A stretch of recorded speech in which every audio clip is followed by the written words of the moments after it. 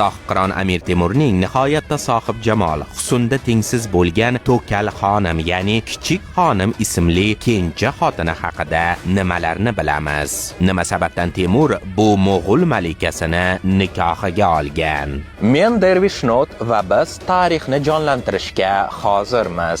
Amir Temur o'zining eng kenja xotini To'kal xonim, ya'ni Kichik xonimga 1397-yilda uylangan edi. Buning sharhi shuki, Amir Temur 1389-yilda Mo'g'ul xoni Xizrxo'jaxonga qarshi qo'shin tortadi.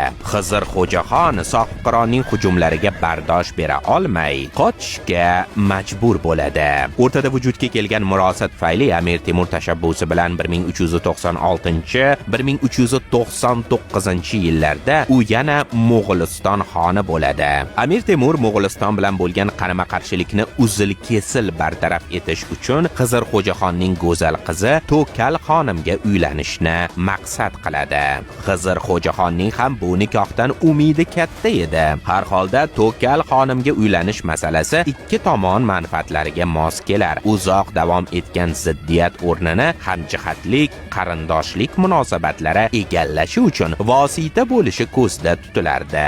Sohibqiron sovchilarni katta sovg'a-salomlar bilan jo'natganidan keyin Konigilda 3 oy davomida to'yga tayyorgarlik ko'radi. To'kal xonim uchun bog'i dulkushona barpo etish ishlari boshlab yuboriladi. Bog' qurilishi nihoyasiga yetganidan keyin Amir Temur Toshkent tomonga To'kal xonimni kutib olish uchun uning istiqboliga otlanadi. Bu orada u Turkistonda Yassi shahrida bo'ladi. Ulug' avliyo shoir Ahmad Yassaviy maqbarasi ustiga ulug' bino qurishni amr qiladi. Tez orada ko'rkam va hashamatli maqbara qad ko'taradi.